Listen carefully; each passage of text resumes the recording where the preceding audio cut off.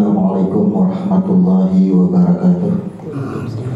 Innal hamdalillah nahmaduhu wa nasta'inuhu wa nastaghfiruh wa na'udzu billahi min syururi anfusina wa min sayyiati a'malina.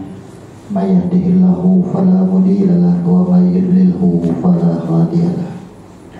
Asyhadu an la ilaha illallah wahdahu la syarika lahu wa asyhadu anna Muhammadan abduhu wa rasuluh. Allahumma salli ala nabiyyina Muhammadin wa ala alihi wa ashabihi ajma'in. Amma ba'd. Jamaah rahimakumullah, alhamdulillah, puja syukur kita ucapkan kehadirat Allah di mana pada malam hari ini kita bisa kembali duduk bersama dalam majelis ilmu kajian rutin tiap malam Rabu, yang insya Allah untuk pada malam hari ini kita akan memasuki, mempelajari, membedah makna Al-Fatihah.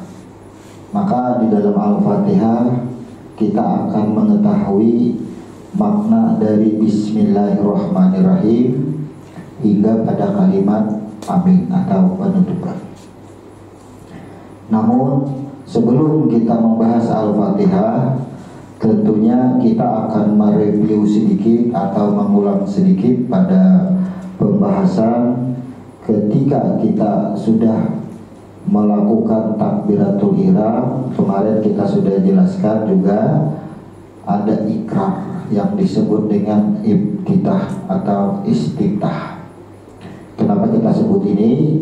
Karena dari beberapa golongan, beberapa paham, ada yang mengenal dengan sebutan iftitah, ada yang mengenal dengan sebutan istiftah, sehingga kita sebut dari keduanya. Di dalam istiftah pun kemarin juga kita uraikan ada beberapa teks atau kalimat yang berbeda. Ada yang dimulai dari Allahu Akbar kabira sampai selesai. Kemudian ada juga yang memulai dengan membaca ikrar ini wajjahtu sampai selesai. Ada juga yang memulai dengan wajjahtu sampai selesai. Kemudian ada lagi yang dimulai dengan Allahumma fa'id baini sampai selesai. Kesemua bacaan tersebut hadisnya sahih. Hanya yang dipertengkarkan atau diperdebatkan pada kalimat ini wajjahtu, karena ada salah satu ulama yang mengemukakan bahwa ini wajjahtu tidak ditemukan dari Al-Quran. Maka tidak ditemukan dari hadis-hadis palsu sekalipun tidak ditemukan. Namun ini wajjahtu ada di dalam Al-Quran.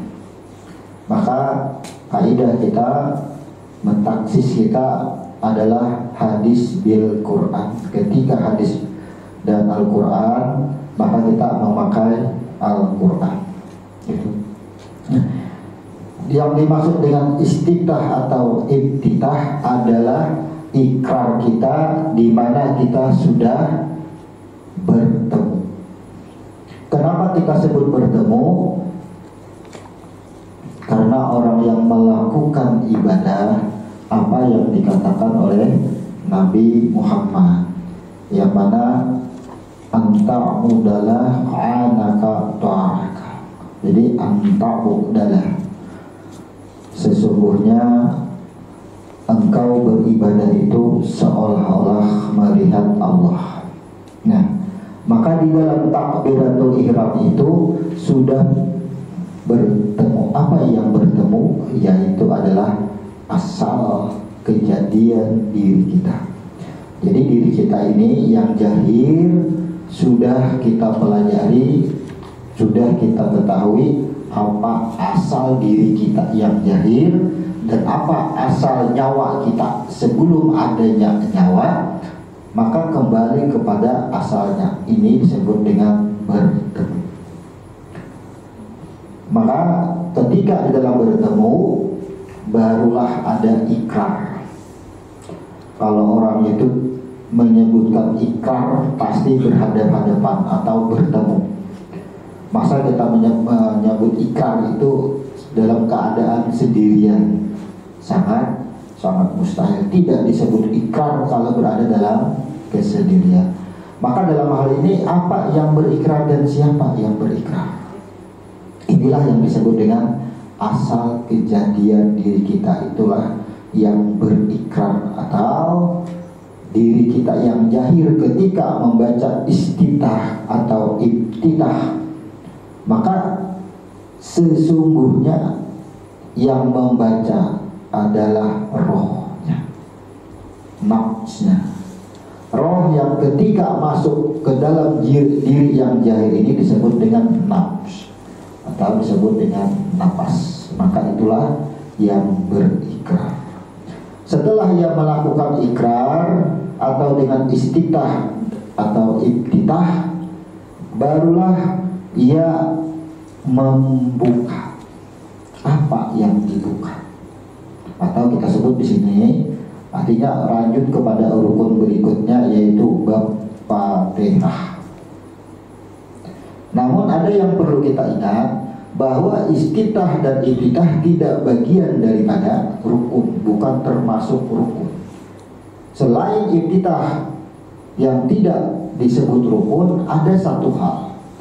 Sebelum kita memulai membaca Bismillahirrahmanirrahim, karena ingin masuk ke dalam Fatihah, maka ada satu kalimat yang merupakan bahagian yang juga disunahkan, bahkan ini kuat, yaitu membaca ta'awuz, yaitu a'udzubillahi minasyaitonir rajim.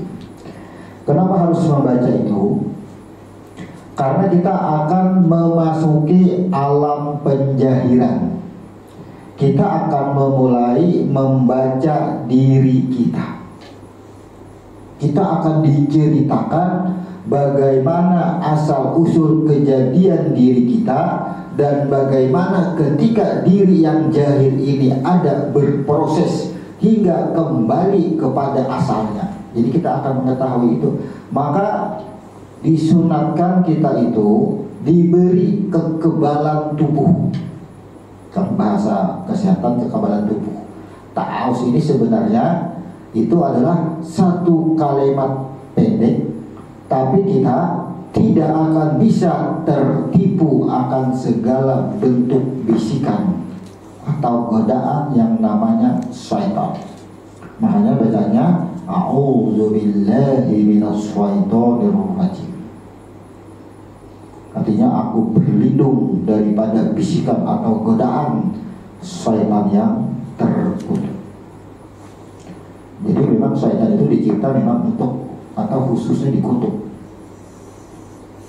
karena memang sudah dikutuk. Nah, hal ini dijelaskan, diceritakan di dalam suatu cerita bagaimana ketika Nabi Adam dikeluarkan daripada surga. Muncullah ta'awuz ini dari cerita Nabi Adam itu. Nabi Adam ketika di surga tidak mengenali yang namanya tipuan atau godaan. Nah, maka tergodalah, terjadilah yang disebut dengan cerita buah khonti. Maka dari situ Nabi Adam dikeluarkan dari surga. Selama 300 tahun beliau atau Nabi Adam tidak pernah menengadah pandangan beliau ke langit. Betapa malunya kepada Allah. Disinilah muncul ta'awuz. Bacaan ini disebut dengan, kalau bahasa kesehatan boleh imunisasi, kekebalan. Menjaga keimanan kita, menjaga kekhusyuan kita, supaya di dalam sholat proses kehidupan ini tidak akan tergoda dengan bujuk rayu dan tipuan syaitan. Itu fungsi daripada bacaan ta'awuz. Karena ketika kita membaca Fatihah, kita sudah membuka cerita, kita sudah melakukan perjalanan hidup. Sebagaimana Nabi Adam ketika dimasukkan ke surga, beliau menikmati kehidupan. Sama ketika kita sholat, kalau sudah membaca Fatihah, ini sudah melakukan perjalanan yang disebut dengan as-sholatu mi'rajul mu'minin, menemui Allah. Kalau bahasanya kan menemui Allah. Sedangkan di dalam takbiratul ihram itu sudah bertemu. Di dalam proses pertemuan inilah jangan sampai kita tertipu. Namun masih banyak di dalam sholat itu, banyak yang tidak mengenali akan tipu daya dan bisikan. Kalau di dalam sholat itu yang sering membisik-bisik itu namanya jin khanjab. Jadi khanjab ini sering membisik-bisikan di telinga. Itu khanjab namanya. Ia membisikkan satu kebenaran ditambah 1000 dusta. Ada domba ada di situ. Menyimpangkan hati juga ada di situ. Jin khanjab namanya. Itu yang membisikkan, merusak perjalanan proses daripada kehidupan yang kita jalani. Nah, jadi maka bacalah dahulu ketika sudah kita mengatakan wa ana minal muslimin. Ketika kita sebut wa ana minal muslimin, dan aku adalah orang yang berakal. Muslim itu kan orang yang berakal. Masa orang yang berakal bisa ditipu? Ya. Tapi faktanya banyak yang tertipu. Inilah Taus mengenalkan siapa yang membisik-bisikan tipuan kepada kita. Jadi sebelum bismillahirrahmanirrahim, bacalah Taus ini, agar nantinya di dalam sholat kita, kalau bahasa keumuman, bisa khusyuk. Nah, sekarang marilah kita masuk ke bab Fatihah. Kita kenali dahulu apa artinya Fatihah. Kalau di Al-Quran itu Al-Fatih, ada huruf Fa, kemudian ada yang disebut dengan huruf Ta dan huruf Fa, Al-Fatih. Kita langsung menuju kepada ilmu huruf. Jadi ini hurufnya Al-Fatih. Alif, Lam, Fa, Ta, Ha. Al-Fatih. Kalau di dalam bab salat Al-Fatihah ya. Tapi kan dasarnya hurufnya adalah Al-Fatih.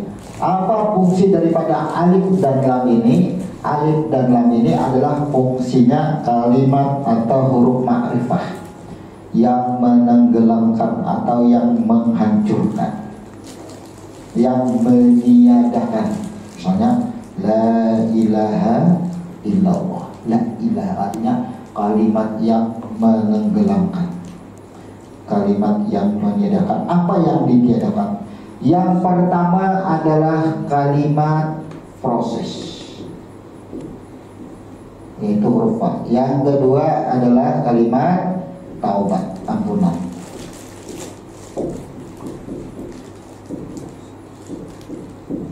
Yang ketiga adalah kalimat hayat. Hayat ini adalah tanda kehidupan. Orang seringkali menyebut hayat ini dengan sebutan hidup, yang hidup. Kita perjelas dulu, karena seringkali orang membuka dalam sebuah acara, marilah ya, kita buka acara ini dengan membacakan Ummul Quran, membuka. Nah, ketika sudah dibacakan Ummul Quran, acara mulailah berjalan. Susunan acara, nah, sama. Yang pertama kata sambutan dari ini, dari ini, dari ini. yang kedua acara ini, yang ketiga acara makan-makan, yang keempat penutupan, doa penutupan. Apa bedanya? Di dalam Al-Fatihah pun tersusun diri kita. Ternyata Al-Fatihah adalah membuka susunan diri. Susun diri sebenarnya dibuka. Nah, kita mulai Fatihah atau Al-Fatih, ada huruf proses.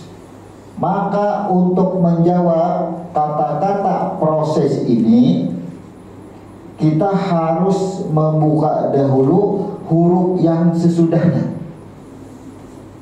Kita tidak akan bisa menjawab apa yang diproses, apa yang sedang berproses. Jadi untuk membuka huruf fa ini, maka kita buka dulu huruf ta. Dari mana asal datangnya daripada huruf ta? Kita buka dulu bahwa kejadian huruf ta itu adalah ketika si Ahad, nih kepala awalnya, si Ahad menghembuskan wa nafadu fihi mirruhi, berarti yang sering kita sebut dengan Ahmad. Nah, ini kejadian awal-awal terjadinya huruf ta. Ketika Allah menghembuskan rohnya, wa nafadu fihi mirruhi, Ahad bertanya, man anta, man ana. Ini kita mengulang sedikit. Maka apa jawabannya? Aku adalah aku, engkau adalah engkau. Ana, anta, anta. Yang terjadi selama 3000 tahun. Kenapa 3000 tahun? Ketika ia menjawab ana, anta, anta, ini 1 tahun. 1 tahun atau disebut dengan 1000 tahun. 1000 tahun disucikan. Anggap aja nar. Kemudian dibangkit lagi, ditanya lagi. Jawabannya masih ana, anta. Masukkan lagi ke neraka. Dibangkit lagi, ditanya lagi. Jawabannya masih ana, anta. 3 kali ditanya. Dibangkit lagi, jadi 3000 tahun selama di dalam neraka. Dibangkit lagi, ditanya man anta. Jawabannya anta Allah. Jadi aku adalah engkau, ana Allah. Aku adalah engkau. Barulah yang bergelar huruf ta ini diletakkan ketika ana Allah. Aku adalah engkau. Inilah bentuk pengakuan aku adalah engkau. Nah, inilah huruf ta. Terjadilah yang disebut dengan huruf ta, bertaubat. Ini sejarah ada huruf ta. Maka kita jawab, apa yang diproses? Ternyata jawaban daripada huruf fa adalah proses ketika Ahad meniupkan rohnya. Kenapa? Ketika roh ini nanti dimasukkan ke dalam badan tubuh manusia, ia akan disebut jiwa. Ya kan? Ini dihembuskan ke dalam badan tubuh manusia, disebut naf. Kemudian disebut nyawa.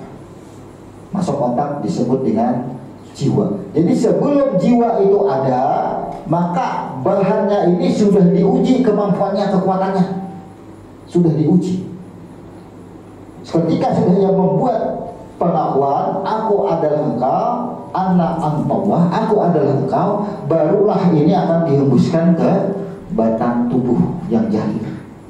Oh, inilah cerita daripada huruf fa. Jadi jawaban daripada huruf fa itu, proses itu yang dimaksud adalah proses kejadian diri. Proses kejadian roh atau diri yang sebenarnya.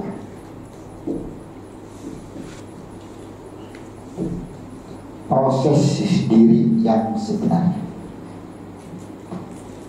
Kemudian setelah ini diuji coba, sudah ia membuat pengakuan ana Allah, aku adalah engkau, barulah muncul yang namanya huruf ra yang disebut dengan rahmat atau ampunan.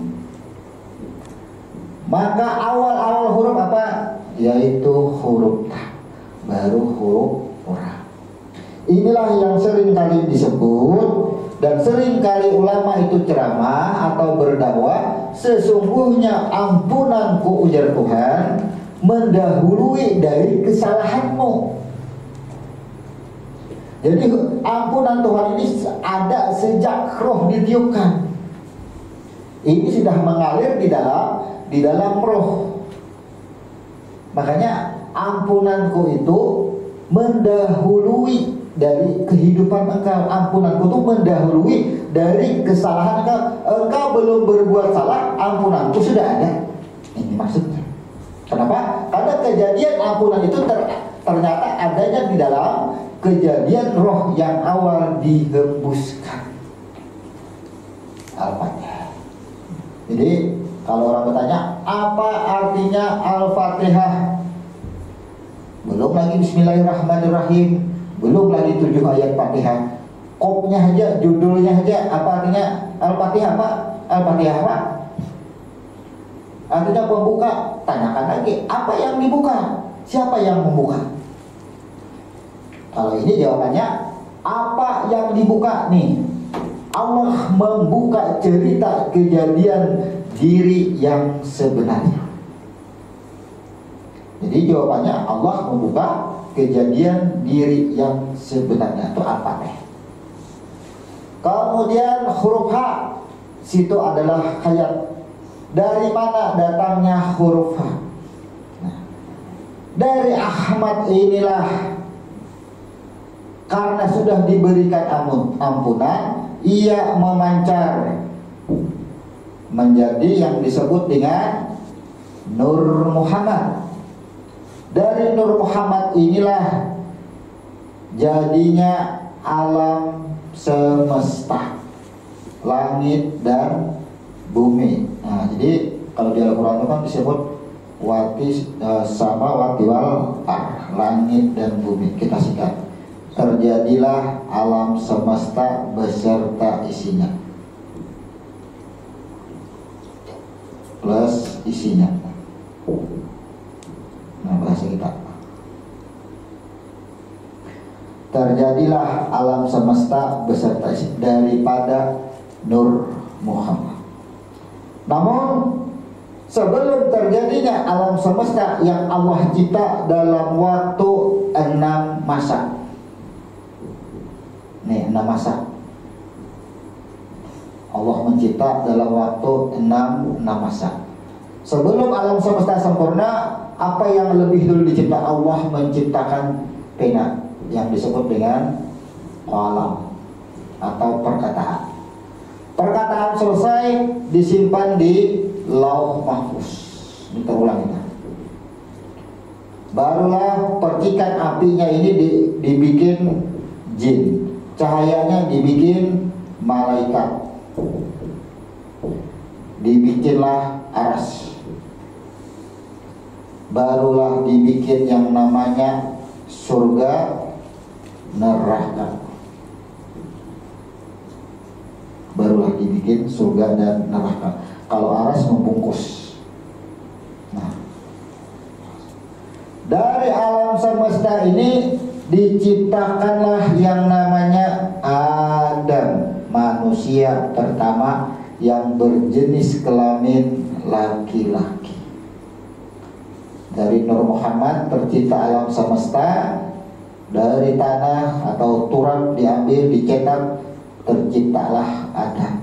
Nah, roh inilah yang dihembuskan ke dalam batang tubuh, disebut dengan jiwa, disebut dengan nafs,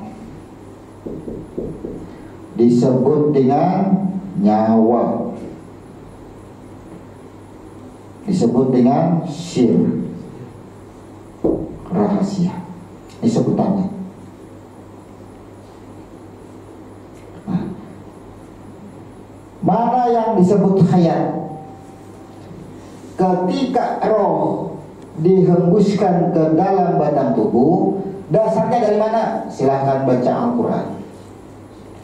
Cerita kejadian awal manusia. Bagaimana sejarah Adam dicetak, diambil dari tanah turab. Kemudian Allah hembuskan roh ke dalam batang tubuh Adam. Adam langsung bersin. Bersin Adam. Artinya bahasa kita wahid, menandakan bahwa roh ini ketika masuk ke dalam batang tubuh, ketika ia bersin, apa yang keluar? Inilah yang disebut dengan nafs. Muncullah nafas. Dari mana keluarnya? Dari mulut dan hidung. Itu apa?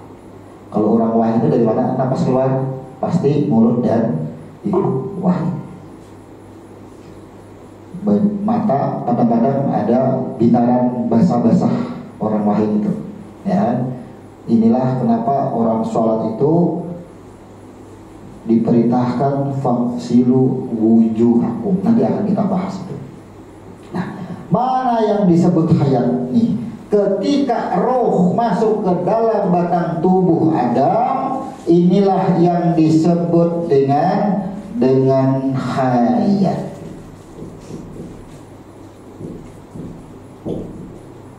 Sebut dengan hayat.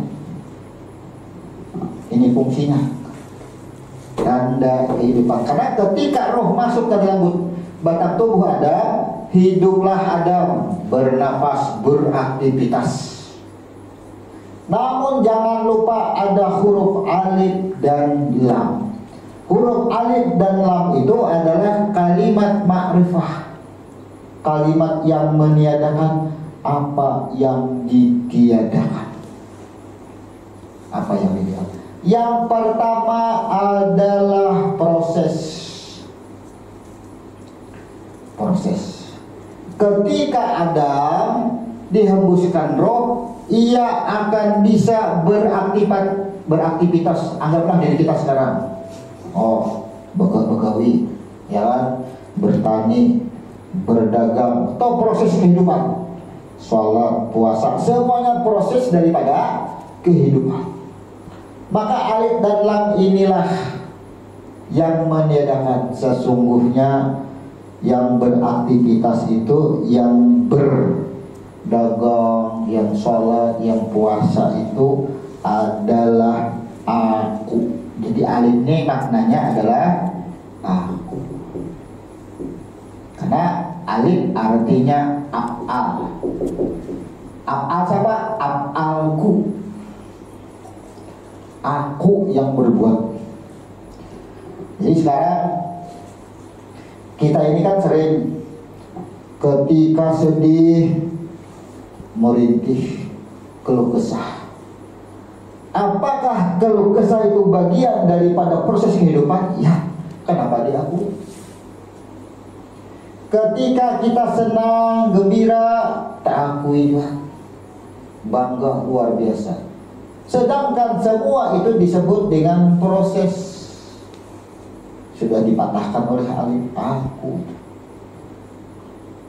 Maka ketika kalimat aku, adakah sedih, senang, gembira? Tidak ada lagi.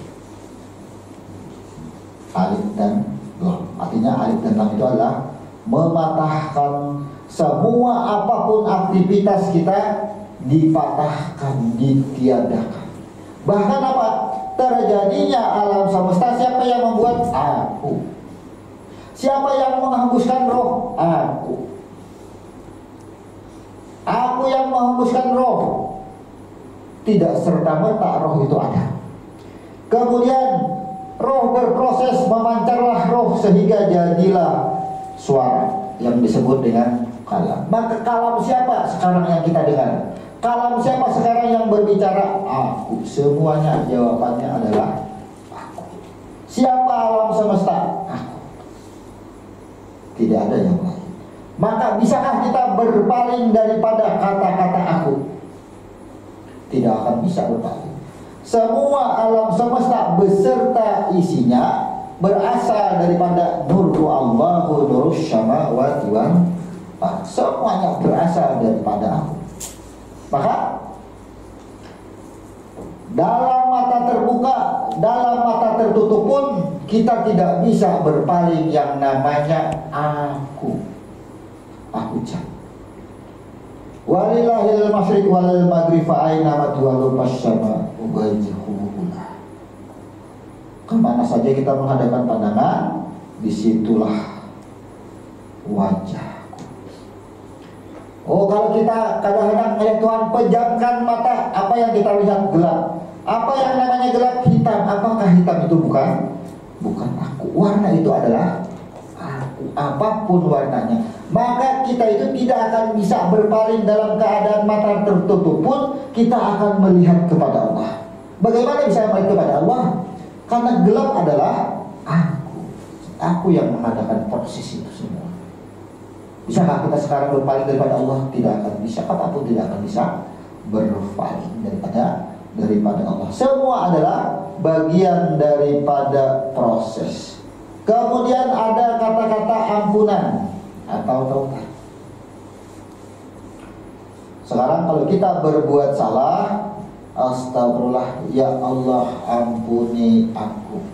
Aku siapa yang meminta ampun?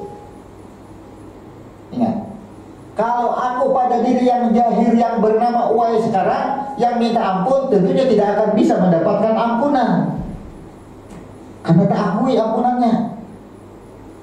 Kadang akan bisa. Maka siapa yang meminta ampun? Ketika roh masuk ke dalam batang tubuh, ada yang disebut dengan nafs, ada yang disebut dengan jiwa. Inilah yang meminta ampun. Inilah yang membuat pengakuan.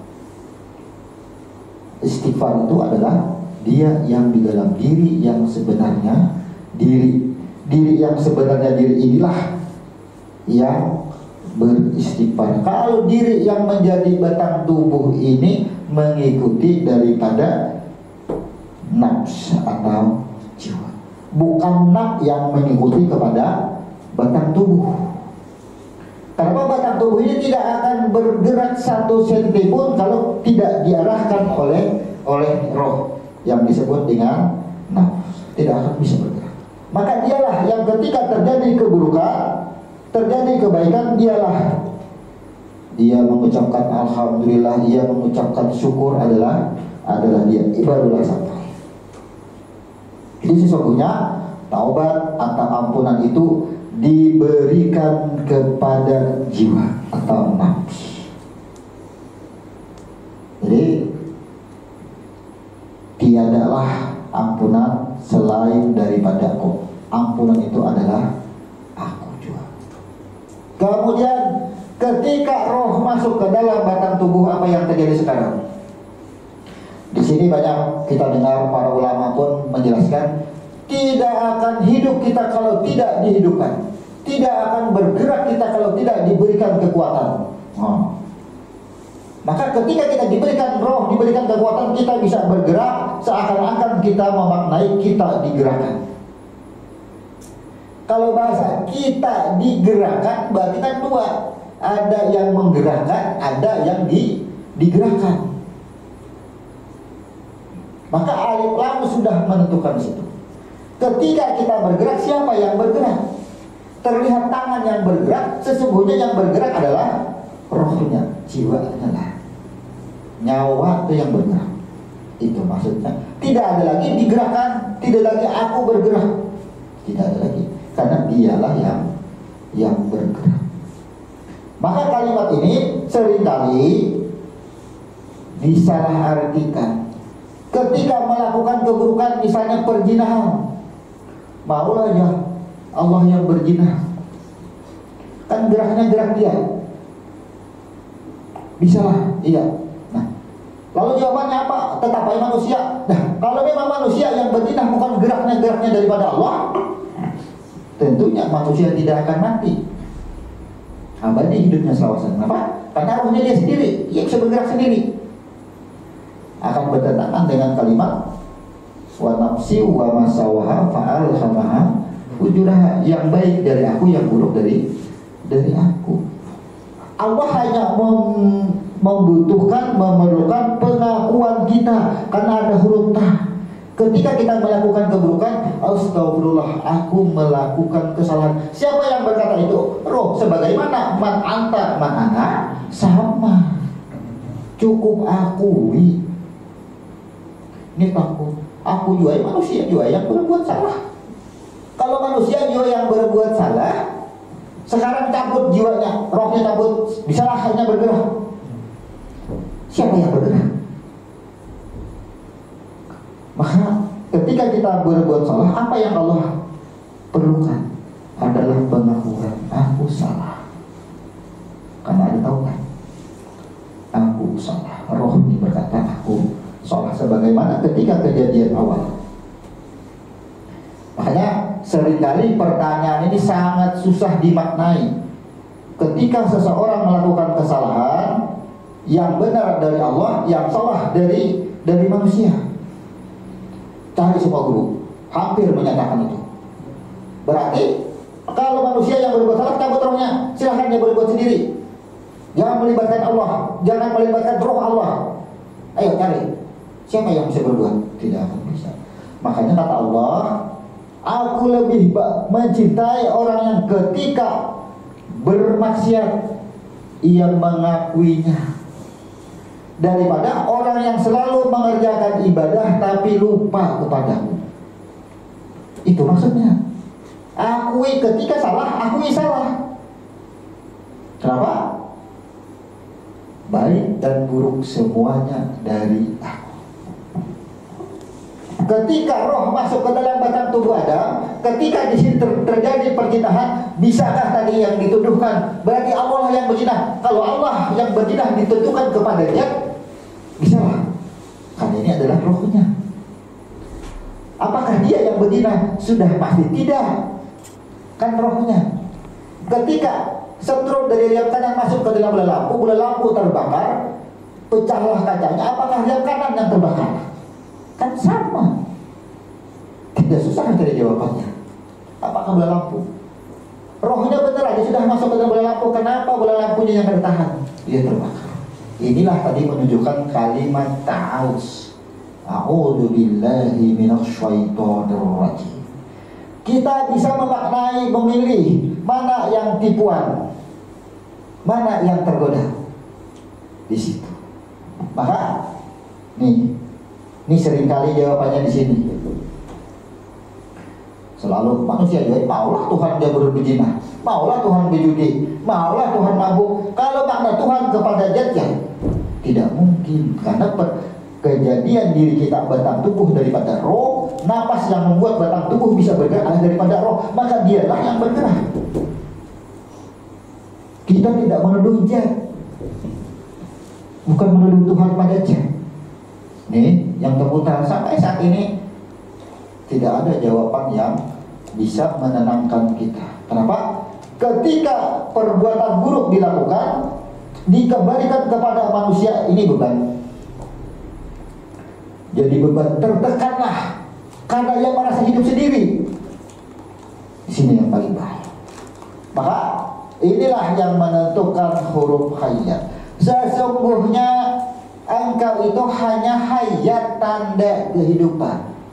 Ini menentukan bahwa yang hidup sesungguhnya itu adalah roh hayyun. Ini sampai disebut dengan hayyun.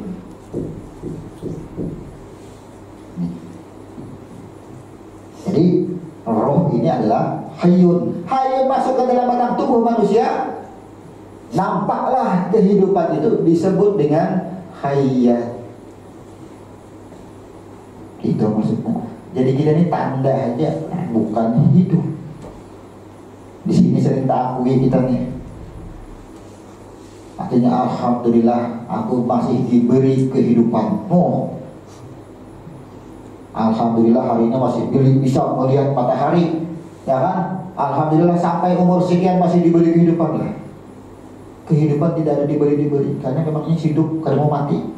Roh ini tidak bisa. Maka alif dan lam menentukan. Kalau ada yang merasa aku hidup, sudah ditentukan engkau tidak hidup. Engkau hanya tanda kehidupan. Inilah yang disebut dengan hayat. Inilah judul daripada Al-Fatihah. Maka kalau kita tanyakan Al-Fatihah, ya, kenapa sembahyang itu harus membaca Fatihah? Apa garam makna Fatihah itu sendiri? Belum kepada kalimatnya, belum pada kalimat ayatnya, baru kepada penjudulan sudah tidak paham, sudah tidak mengerti. Apa maknanya? Ini hanya diartikan dengan pembuka.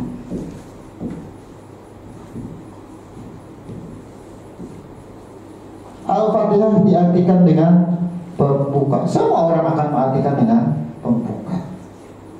Maka munculkanlah apa yang dibuka. Yang dibuka adalah kejadian diri yang sebenarnya.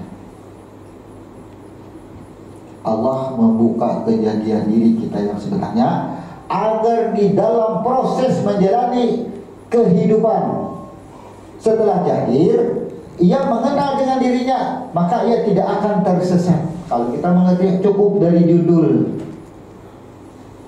kita tidak akan tersesat. Ini maksudnya. Makanya bila orang acara itu Al-Fatihah, supaya ingat bahwa susunan acaranya begini, ya. Artinya kita ikutilah susunan acaranya. Marilah kita membuka acara ini dengan pembacaan Ummul Quran, Al-Fatihah.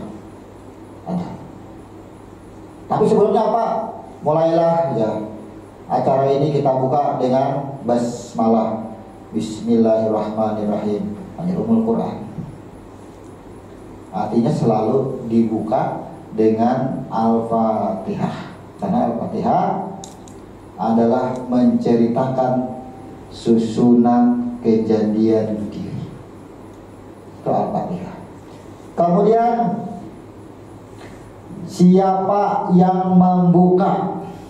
Maka sudah terang tentu yang membuka adalah alif lam. Maka jawabannya tidak mungkin kita tidak mengetahuinya. Siapa yang membuka? Yang membuka adalah zatnya itu sendiri. Dari mana dapatnya? Daripada kalamnya atau firmannya. Semua cerita ini pendalilannya daripada Al-Quran. Di surah An-Nisa ada diceritakan, Al-Baqarah ada diceritakan, Al-Fatihah ada diceritakan. Semua kejadian-kejadian tentang diri kita. Jadi penceritaan ini yang disebut dengan ayat cerita, ada 1000 ayat cerita dan 1000 ayat berulang, diulang-ulang untuk menceritakan bagaimana diri kita itu ada. Ini baru judul Al-Fatihah atau Al-Fatihah. Siapa yang membuka? Apa yang dibuka? Kejadian diri kita. Siapa yang membuka? Tentunya adalah alif lam alif. Itu yang membuka. Kemudian membuka apa? Kan tadi apa yang dibuka? Kejadian diri. Membuka apa? Membuka bagaimana ketika diri yang sudah berubah wujud daripada nur menjadi wujud jahir. Jangan sampai tertipu kita dengan bentuk dan rupa dan nama. Harus kita kembali kepada diri yang sebenarnya. Ini kalau orang membaca Fatihah tidak mengenali silsilah cerita ini, maka bacaan Fatihah ia lebih kepada makhrajul huruf. Kenapa? Bila luput hurufnya, luput juga artinya. Ya, luput hurufnya, luput artinya. Itu orang makhrajul huruf, kainan itu yang bahas. Nah, maka pelajari ini dahululah. Ketahui dulu maknanya dahulu, baru kita belajar makhrajul hurufnya. Namun makhrajul huruf itu adalah pada bacaan. Kalau pada bacaan makhrajul hurufnya benar, maknanya tidak benar, bagaimana orang yang bisu? Ya kan ketika membaca, apa? Maknanya inilah yang diambil. Ketika membaca, bagaimana dengan orang yang sakit? Selang sudah di mulut digebutin, baca apa kawan? Bagaimana? Ini yang jalan pemakai semua. Makanya ketika nantinya kita itu mengalami sesuatu yang tidak mungkin mengerjakan sholat dengan sempurna, bacaan, gerakan semua tidak sempurna, hanya dengan mengedipkan mata, bahkan bertayamum pun kita kadang mampu. Maka temuilah aku, sholatlah engkau sesuai kemampuan, kada usah berwudu, kada usah bertayamum. Itu maksudnya. Kenapa? Amun ilmunya ada tentang memaknainya. Kalau ada apa? Kayak apa? Menghidupkan mata kada paham, menggerakkan hati kada bisa. Menjalani kita pada suatu masa kada mampu untuk bergerak apapun bagaimana kita itu. Maka inilah nanti yang tergolong umat yang celaka. Kenapa? Katanya mengandalkan sholat yang ain, sholat yang 3 rukun dengan cara mengerjakan tertib dan mampu. Sementara tidak mampu. Ia mengingat-ingat kepada Allah, tapi apa yang diingatnya Allah itu seperti apa? Akhirnya membayang-bayangkan akhirnya Allah seperti cahaya. Pada diterangkan ketika Aisyah bertanya kepada Nabi, wahai Muhammad, apakah engkau melihat Allah? Wahai Aisyah, aku pada melihat Allah. Karena Allah itu adalah cahaya di dalam atau di atas cahaya, kada bisa dilihat. Lalulah kita sekarang, karena ini kita baru komunikasi, ulun jarang sembahyang model kayak cahaya. Oh, di dalam cahaya itu ada kau kan lagi ada apa di situ ya. Jadi melihat Tuhan jadinya. Karena tadinya mengambil keterangan ketika Aisyah bertanya, wahai Muhammad, apakah engkau melihat Allah? Allah, Nabi menjawab, Allah itu adalah cahaya di atas cahaya, nurun ala nurin. Lalu banyak berasumsi lah, berpikir seperti itu. Jadi maka maknai dulu, temukan dahulu jahir diri kita ini dan siapa nyawa yang ada pada dalam batang tubuh. Pahamilah dahulu. Oh, jadi suatu saat nantinya mungkin kajian ini harus diuji coba, harus mencari pendapat-pendapat paham-paham yang lain. Cukup dengan bertanya, guru, kan kita sembahyang itu kan membaca Fatihah. Nah, ulun ini judulnya aja gitu kada tahu artinya. Al-Fatihah itu apa artinya? Yang sudah tuntung menakuni apa Al-Fatihah? Kan Bismillahirrahmanirrahim, sesudahnya Bismillahirrahmanirrahim itu apa artinya dan kenapa harus membaca Bismillahirrahmanirrahim? Baru 67 ayat. Selalu itu pertanyaan. Oh, jadi kita pahami dulu Al-Fatihahnya, karena ini judulnya. Apabila kita mengenali judulnya, barulah nantinya kita akan membahas yang disebut dengan Bismillahirrahmanirrahim. Kan? Setelah ta'awuz, a'udzubillahi minasyaitonirrajim, Bismillahirrahmanirrahim. Maka ketika kita membaca Bismillahirrahmanirrahim, ini kita sudah memasuki bab Fatihah. Kenali dahulu babnya, kenali dahulu Fatihahnya. Sama dengan ibarat buah itu di durian, sebelum dibuka kenali dahulu.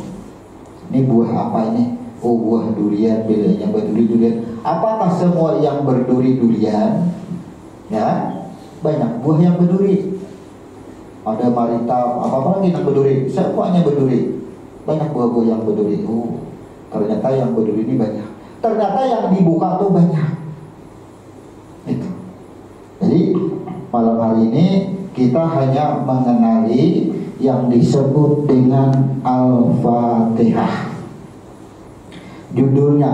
Belum kita masuk lagi kepada bacaan Bismillah. Namun kita jelaskan bahwasanya di dalam sebuah hadis yang disebut dengan la salata liman lam yaqra bi Fatihil kitab, maka tidak disebut salat bagi orang yang salat tidak membaca Al-Fatihah. Bukhari, Muslim. Nabi sudah jelas mengatakan salat itu harus membaca Fatihah setiap rakaat atau diawali dengan Fatihah. Tidak disebut sholat kalau tidak membaca Fatihah. Maka di dalam peristiwa ini pemahaman banyak yang berbeda.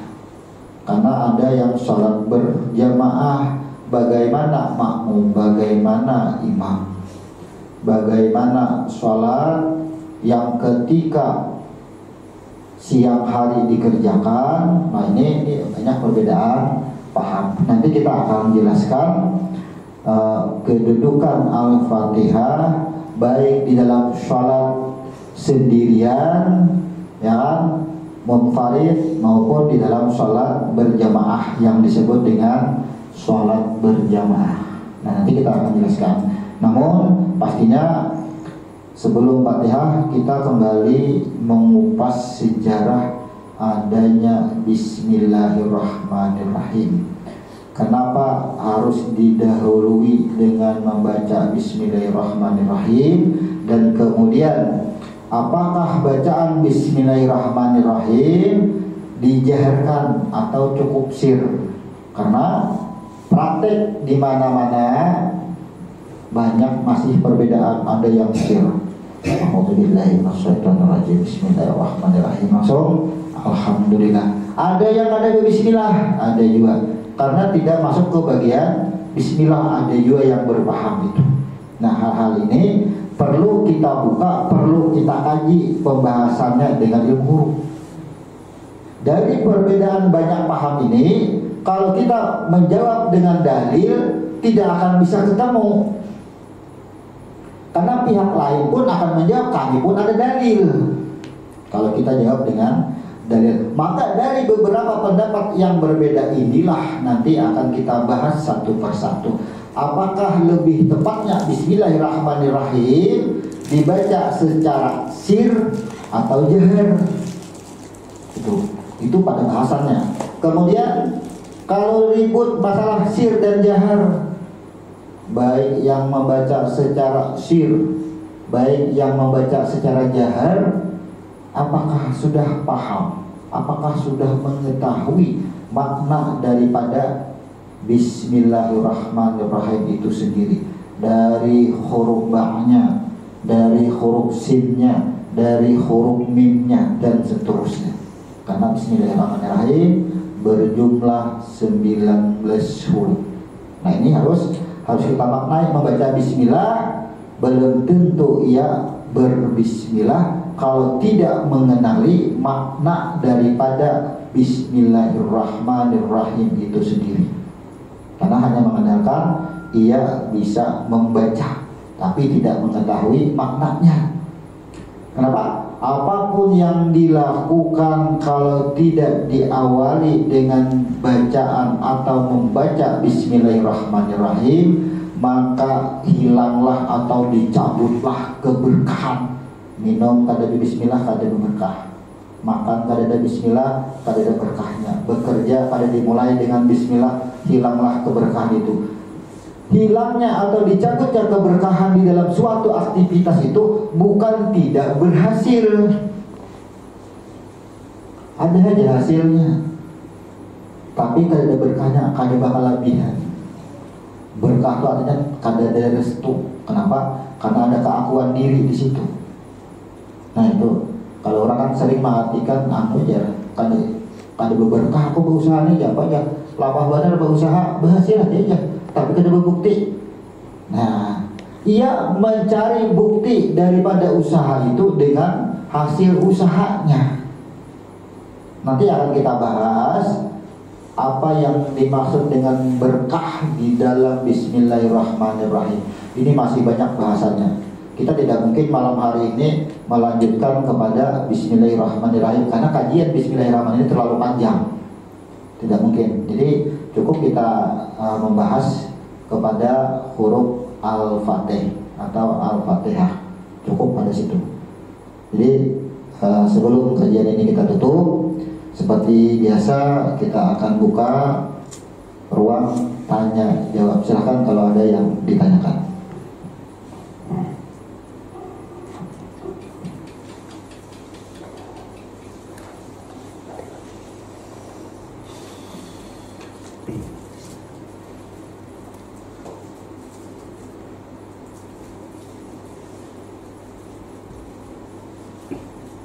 Banyak sedikit.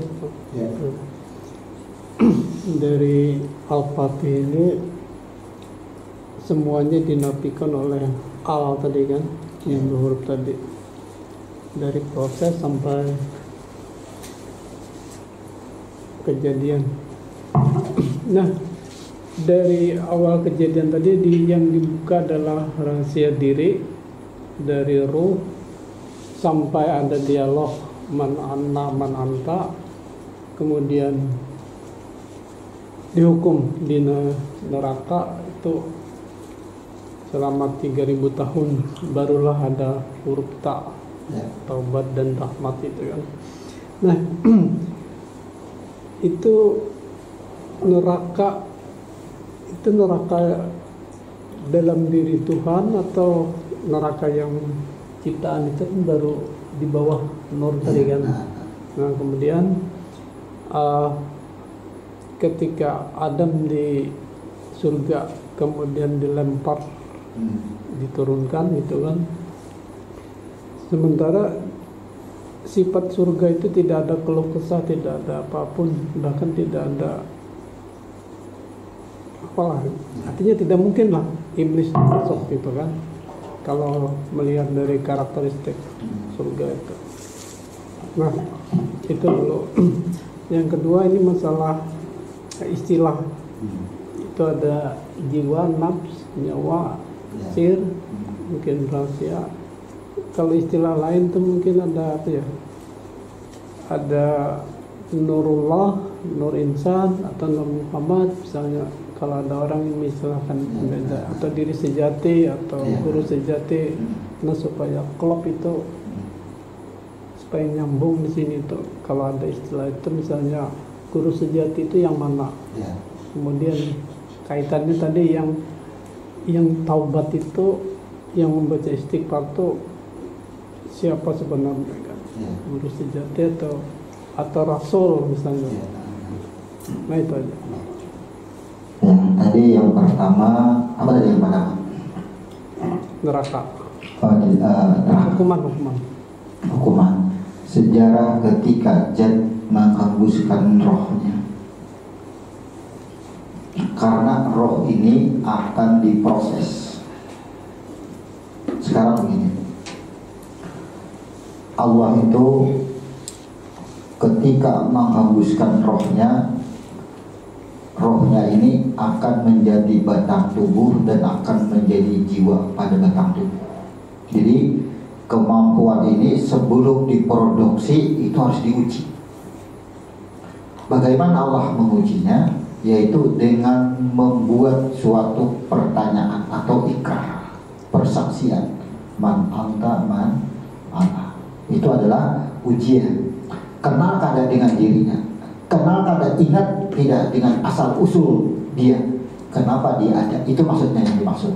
Kemudian ketika ditanya, ia menjawab ana, anta, aku, engkau. Ini disucikanlah. Nah, di dalam cerita itu disebutkan dimasukkanlah ke dalam neraka 1000 tahun. Satu kesalahan. Maka yang ditanyakan di sini, neraka yang berada di mana. Sedangkan pada waktu itu neraka belum dicipta, ya kan? Karena neraka dan surga yang berada posisinya di bawah nur itu hanya berbeda dimensi dengan alam semesta. Ketika alam semesta dilenyapkan, yang ada hanya ada dua tempat nantinya. Berarti masih di bawah nur, surga dan neraka. Maka ketika roh tadi ia sudah ingkar, hianat, neraka yang mana disebut. Nah, maka kita kembali.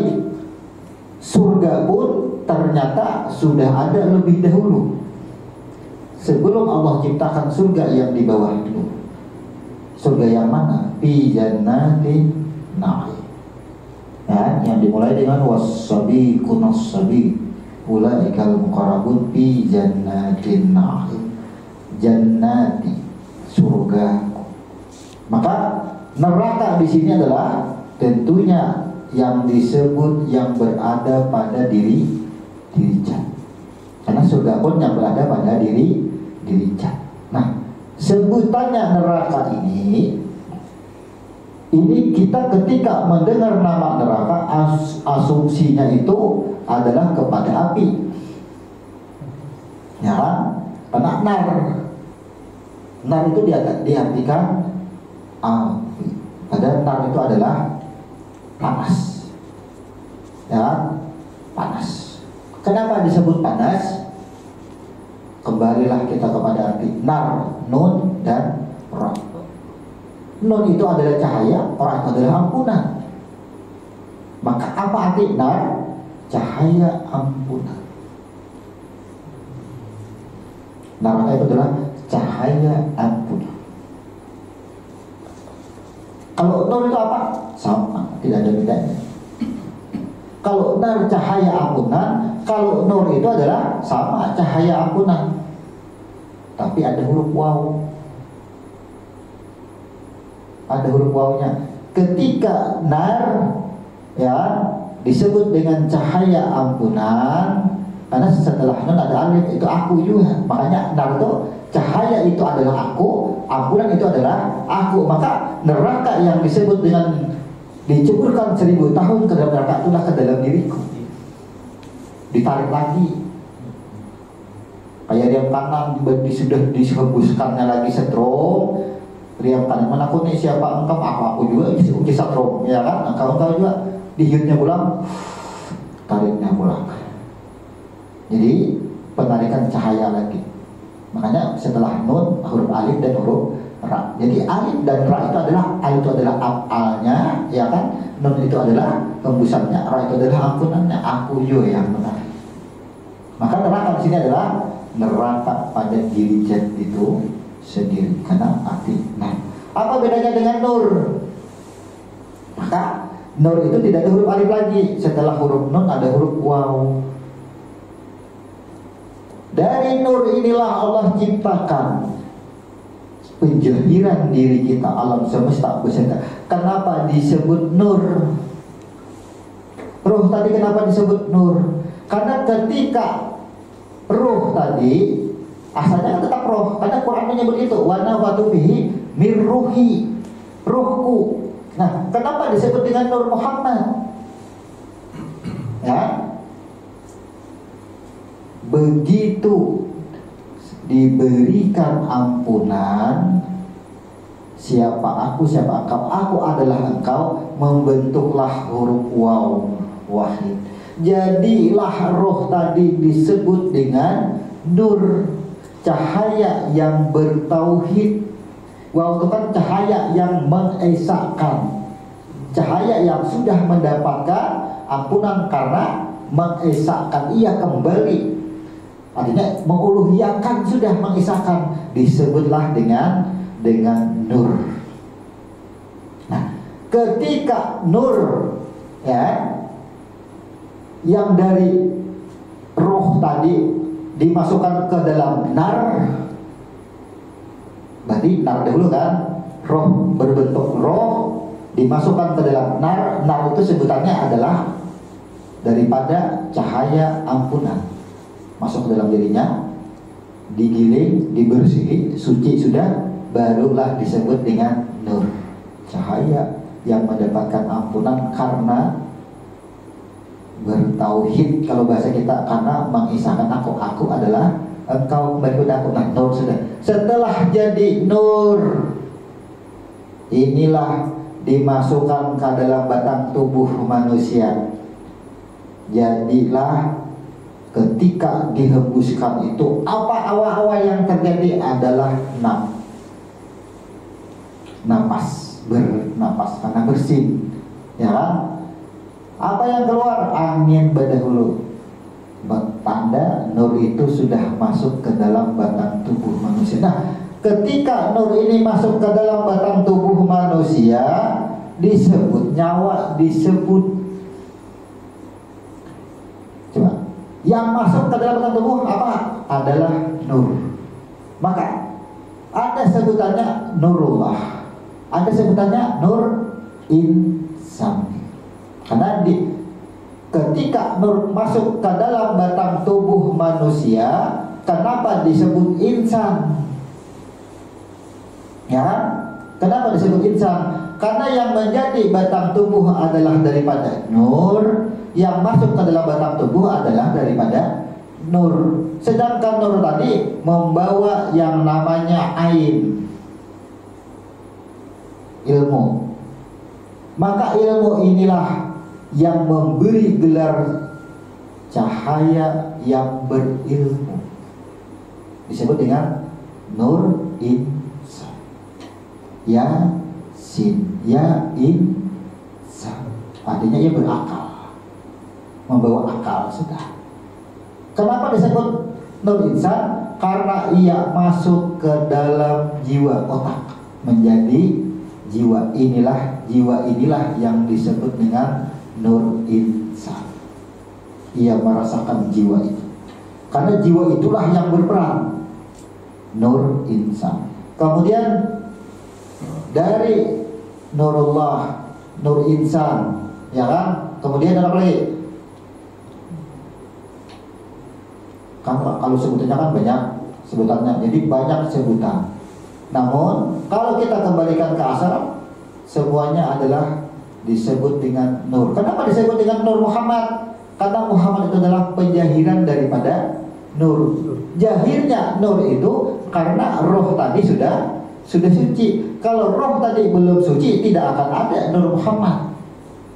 Nah, dari nama-nama inilah kita bingung, kita tertib penyebutannya. Ada yang nurullah, karena disebut dengan nur sholat, ya, nur yang sholat, ya kan? Nur insan, artinya nur yang sudah menjadi batang tubuh, menjadi jiwa di dalam batang tubuh. Nur yang ingat. Jadi nur insan itu, orang itu berakal benar, selalu ingat dengan asalnya nur insan, karena menggunakan akal. Tapi sewaktu-waktu akal ini bisa meleset, jangan bahasa kita kehilangan akal, bisa suatu saat, ya kan? Lalu kita pertanyakan, yang mana nur insan? Ya, karena itu cuma nama. Janganlah kita tertipu dengan sebutan. Kenapa? Ada yang memberi nurullah, nur insan. Ini adalah suatu cara atau suatu program atau yang disebut dengan bagaimana seseorang itu mudah memahami siapa sesungguhnya yang berperan di dalam tubuh semua nama. Jadi kalau kita cari kitabnya apapun, maka gelaran-gelaran penyebutan nama ini hanya untuk kemudahan. Kalau kita hanya kembali kepada titik, semua adalah roh. Kenapa disebut nur? Ya kan? Padahal roh. Kenapa disebut nur? Karena ada proses sebelumnya, itu ada yang merubah. Jadi yang merubah penamaan itu adalah proses. Contohnya, daripada roh ketika ia hianat, ia dimasukkan ke dalam nar, karena ia lupa dengan akulah masuklah di nar itu, cahaya ampunan. Setelah selesai prosesnya pensucian, setelah suci barulah disebut nur, cahaya yang bertauhid, cahaya yang misalkan berubah nama karena adanya peristiwa. Jadi sesungguhnya nama itu adalah asbab daripada suatu peristiwa. Ketika nur menjadi alam semesta, jadi apa? Allahu nurus sama. Nurus sama, nurnya langit dan bumi.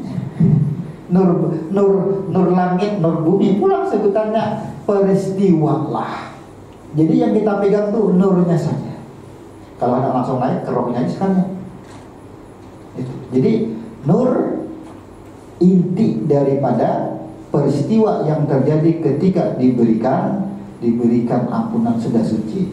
Kemudian nur tadi jadi batang tubuh, ya ada otak di dalamnya, nur insan.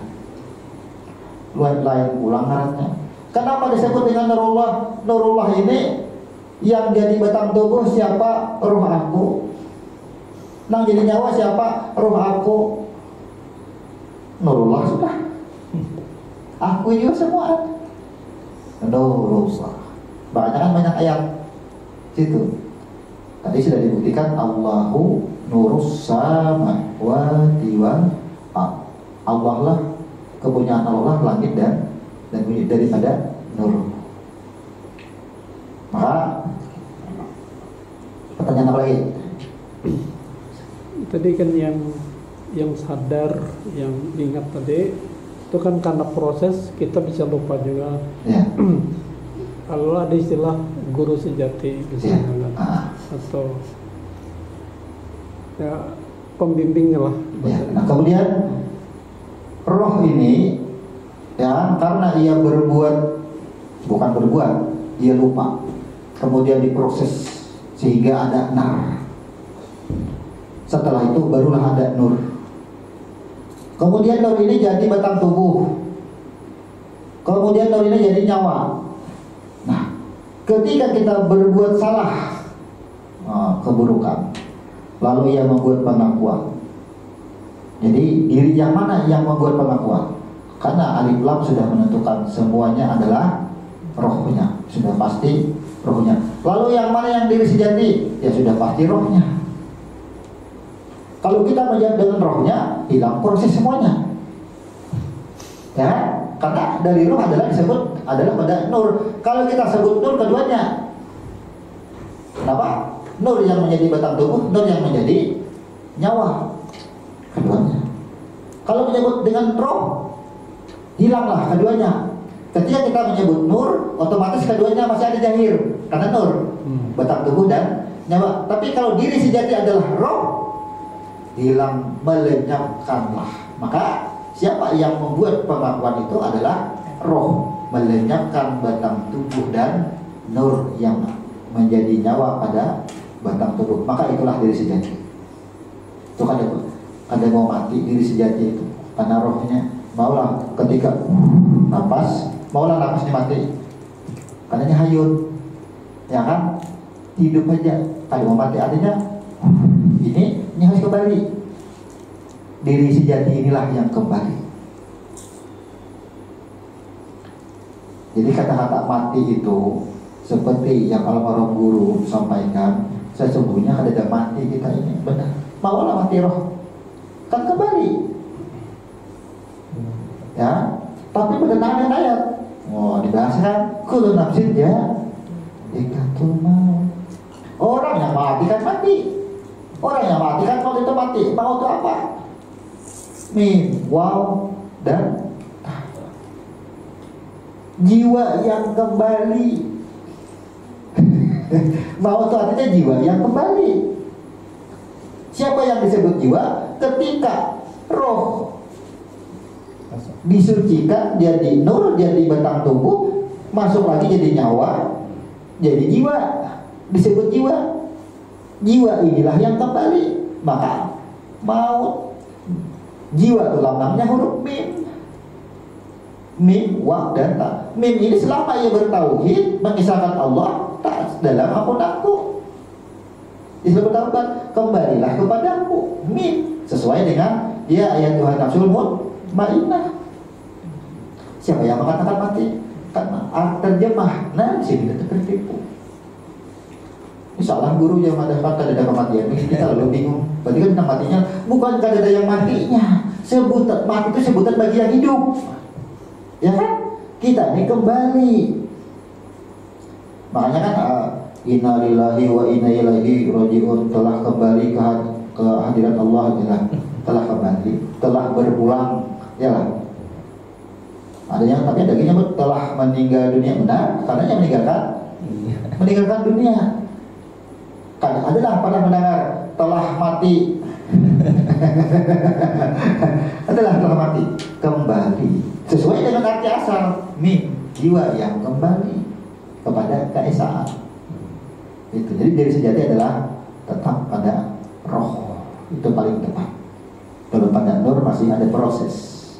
Jadi kalau kita jawab pada nur, akhirnya fa ini tidak nafi, tidak ditenggelamkan, tidak ditiadakan. Kalau kembali kepada roh, maka fa, ta dan ha sudah lenyap. Diri sejati. Ada lagi? Ya. Alam semesta dan isinya yang 6 masa dulu. Yang dimaksud 6 masa itu seperti apa? Nah, kenapa harus 6 masa itu? Ya.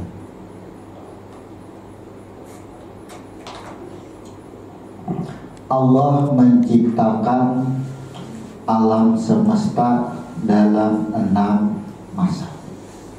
Nah, jadi pertanyaannya, kenapa harus 6 masa?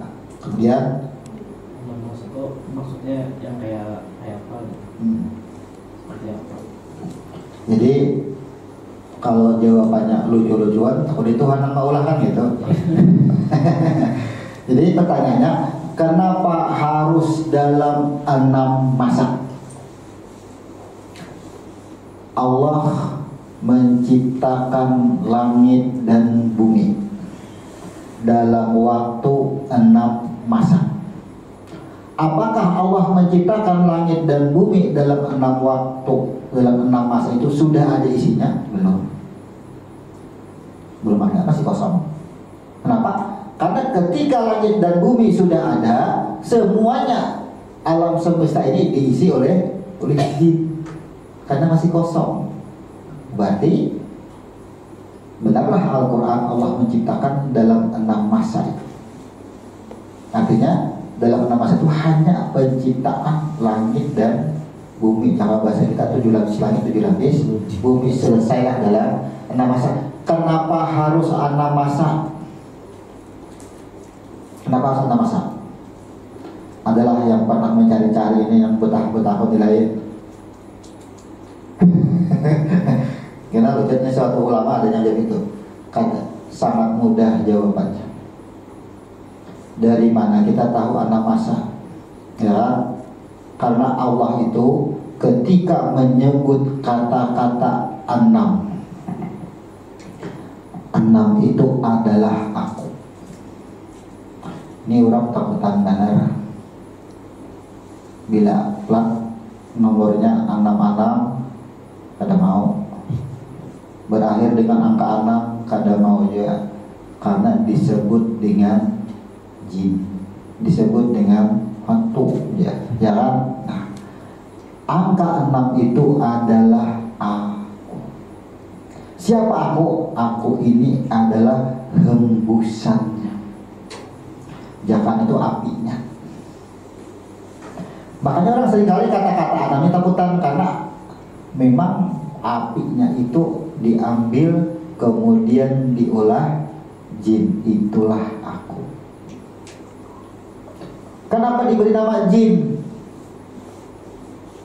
Ya, orang menyebutnya jin kan ada huruf jin, ada huruf ya, ada huruf nun. Orang seringkali antipati, kontra dengan yang namanya jin, dengan angkanya 6 ini. Padahal jin itu adalah nur yang sempurna. Kenapa sempurna? Coba lihat. Setrum itulah api yang awal, ya. Sempurna katanya. Jin itu api, setrum itu sempurna katanya. Tapi ketika sudah masuk ke dalam bola lampu, masuk ke dalam kipas angin, kipas angin berputar, bisa ada terjadi kerusakan pada batang tubuh, masuk ke dalam lampu ia menyala, bisa terjadi kelap-kelip. Sekarang yang kelap-kelip itu apinya kah atau cahayanya? Kita tadi jawaban sempurna, inilah bahasanya sempurna. Tidak ada kerusakan pada api, tidak ada kerusakan pada setrum. Makanya ketika Adam dicipta, jin yang pertama protes. Jadi jin ini sama dengan api yang awal. Kenapa engkau ya Allah menciptakan manusia di muka bumi? Manusia hanya membuat kerusakan, tumpah darah. Satrum ini protes, kenapa harus ada kipas angin, harus ada bola lampu, cukup aku aja jin mengalir. Nah, tapi kalau inya jin aja tampak lawan siapa? Oke. Jin aja adalah yang menyebutnya juga. Sekarang bola lampu kipas angin adalah yang bisa menyebut di sini ada setrum. Tidak akan ada.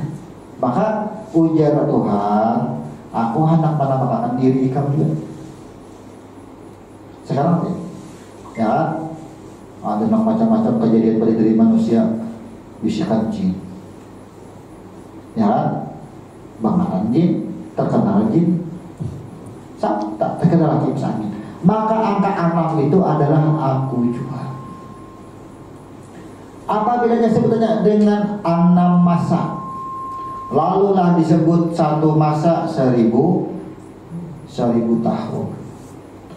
Maka disebutlah di dalam suatu hadis bahwa waktu itu aku yang menciptakan, maka waktu itu adalah aku juga. Waktu itu adalah aku juga. Semua kembali kepada aku. Kenapa harus ada masa?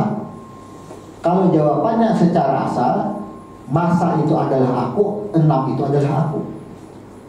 Nah, kalau menjawab secara proses, maka kenapa harus 6 masa? Ini menunjukkan bahwasanya tidak ada yang begitu dihembuskan langsung jadi.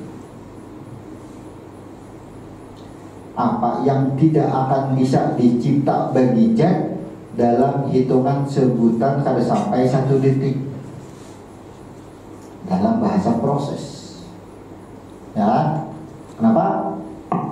Penyebutan penciptaan sejarah 6 masa menunjukkan yang maha kuasa pun membutuhkan masa. Ya, sekarang begitu masa ini jahir, masa itu adalah aku. Masa itu jahir, ternyata kita ingin mendapatkan sesuatu, kadang membutuhkan masa, kadang membutuhkan waktu. Hari ini ada, hari ini ada. Maka sesungguhnya kita tidak membutuhkan waktu, tapi tidak membutuhkan Tuhan akhirnya. Jadi sindiran angka 6 itu, masa pun adalah sindiran. Ketika menyebut angka 6 itu adalah aku, karena makna 6 adalah kepada api. Lampu ini menyala, ingin menunjukkan cahaya, tapi ia tidak mau adanya api. Mau lagi dalam, tidak membutuhkan. Maka kenapa harus 6 masa? Penciptaan membutuhkan aku. Kenapa dengan 6? Penciptaan membutuhkan aku, menentukan aku. Di sini orang 6 kepada angka, masa kepada waktu. Di sebuah hadis kita hadisnya bahwa disebut bahwa tidak ada waktu itu yang namanya siang, karena waktu itu aku yang menciptakan, maka waktu itu adalah aku. Jadi bumi adalah aku, 6 itu adalah aku, masa itu adalah aku. Sehingga adakah yang tidak membutuhkan aku? Adakah aku yang tidak membutuhkan aku? Itu lagi tentu ternyata banyak sekarang. Inilah yang disebut dengan sabar. Coba. Orang ingin berhajat kepada sesuatu, tapi ia malas berproses dengan waktu, dengan masa. Sama ia tidak membutuhkan aku. Sama itu kalimat sindiran. Kalau bahasa keasalnya, ini orang ini sering kali memakai dengan sebutan kun fayakun. Bila ujarku jadi itu. Nah, inilah yang disebut dengan ilmu sihir. Makanya kan ditentang ilmu sihir itu. Tidak ada suatu peristiwa pun tanpa proses. Apabila menghendaki sesuatu tanpa proses, maka ia telah melupakan aku. Proses itu kan sebutannya 6 masa, 1 masa 1000 tahun. Sekarang sehari di dunia berbaribu tahun sana. Perbandingan. Ini kalau kita mengkonversi ke waktu. Sekarang manusia diproses jadinya dalam waktu 6 masa saja. Carinya. Semua ternyata proses tidak keluar daripada 6 masa. Cari, cek di semua. Karena awal-awal penciptaan dalam 6 masa. Sehingga benarlah langit dan bumi atau alam semesta aku ciptakan dalam 6 masa. 6 masa menciptakan langit dan bumi, 6 masa menciptakan isinya. 6 masa. Cek ya. Allah menciptakan penjahiran manusia Ahad, Senin, Selasa, Rabu, Kamis, Jumat. Allah hembuskan ya, sudah jadi nahab, sudah rohnya Sabtu lahir. Tatap 6 masa.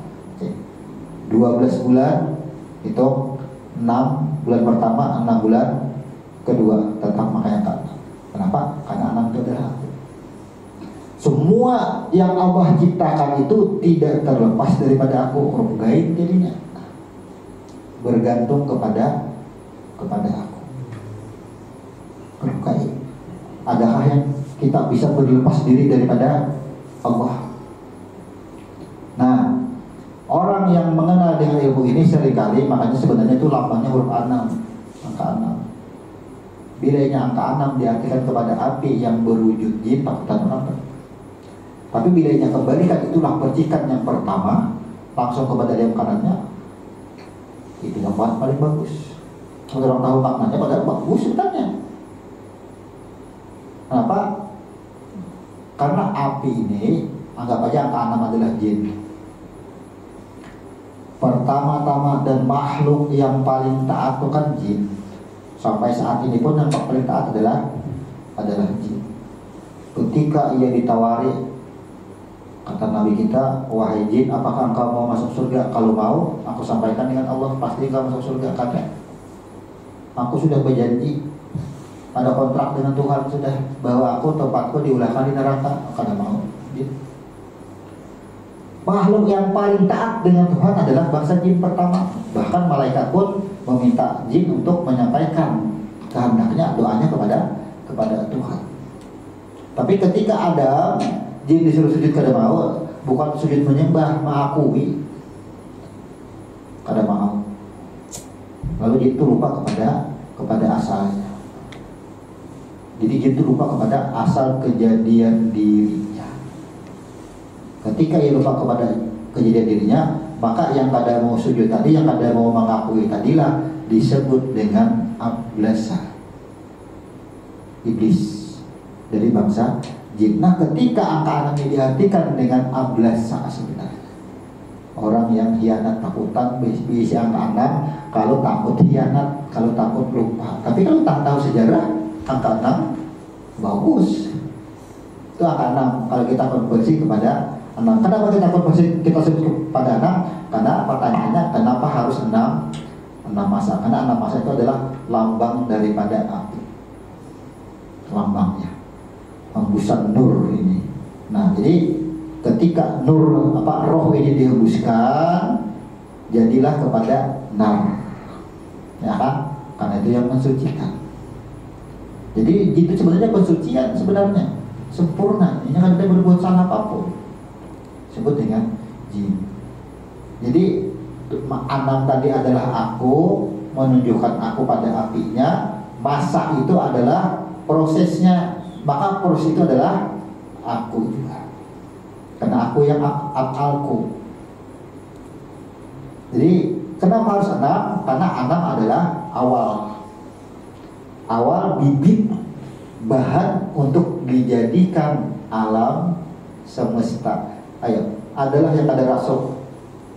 Dari penamaan, dari apa yang dinamai, semuanya tidak berpaling dari bibit asal. Sekarang kita perjelas.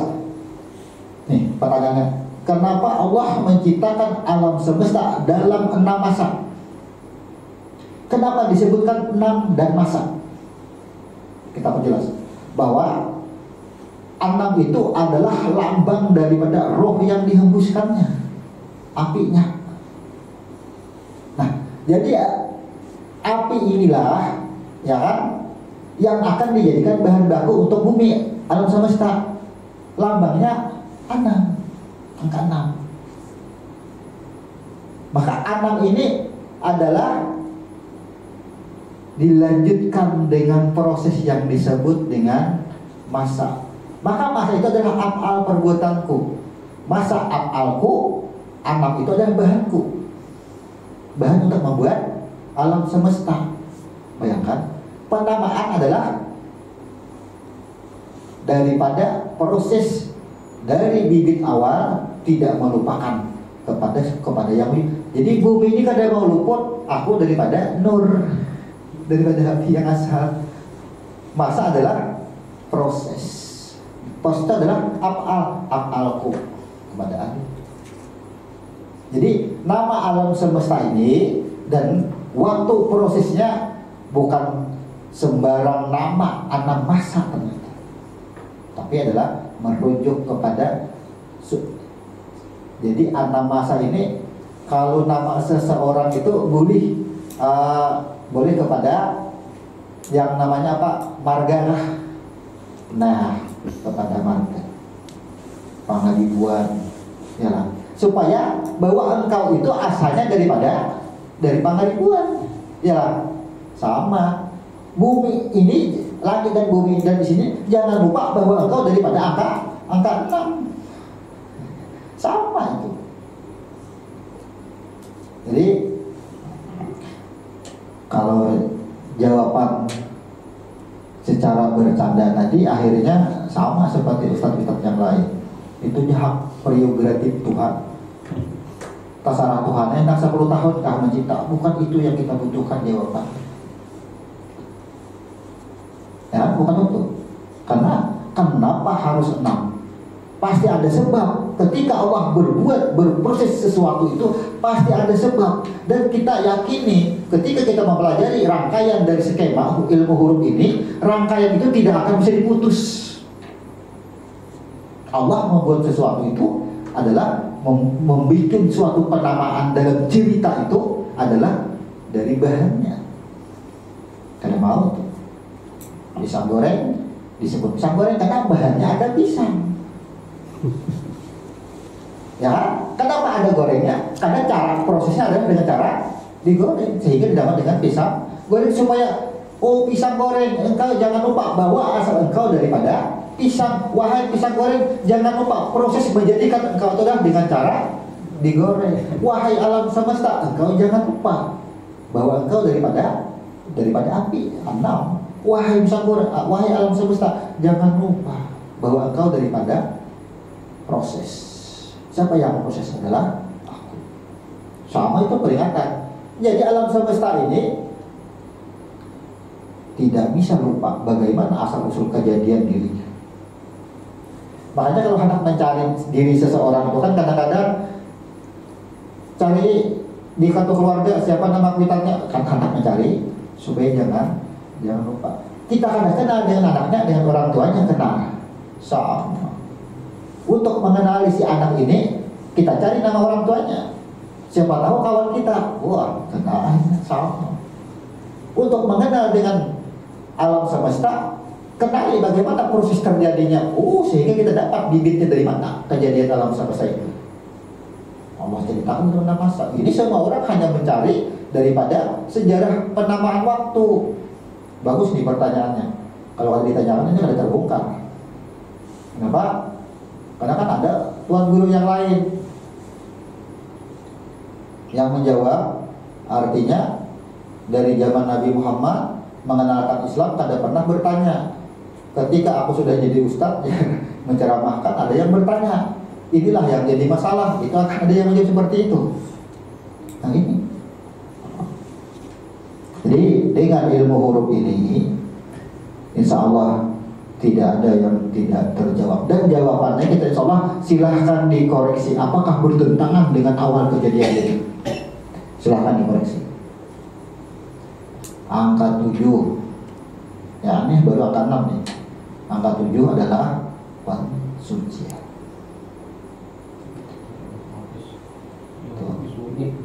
Ya, itu pensucian ketika sudah. Nah, di sini ada satu perkara lagi, mungkin perlu kita sampaikan. Sudah banyak beredar tentang cara mensucikan pakaian, apalagi di mesin cuci. Kada boleh ya mencuci pakaian dengan air sabun, dengan air biasa dahulu. Ini kepada pakaian, ini tafsir aja, paham aja. Orang membasuh dalam minyak sabun terakhir dibilas pakai air biasa. Sekarang kalau kita tersentuh dengan anjing, ya dengan air apa dulu mencucikan? Apakah dengan air biasa dulu langsung? Tentunya dengan air tanah dulu mencucikannya, campurlah dulu dengan air tanah dulu, hanya dengan air biasa. Orang meninggal dengan air apa dulu?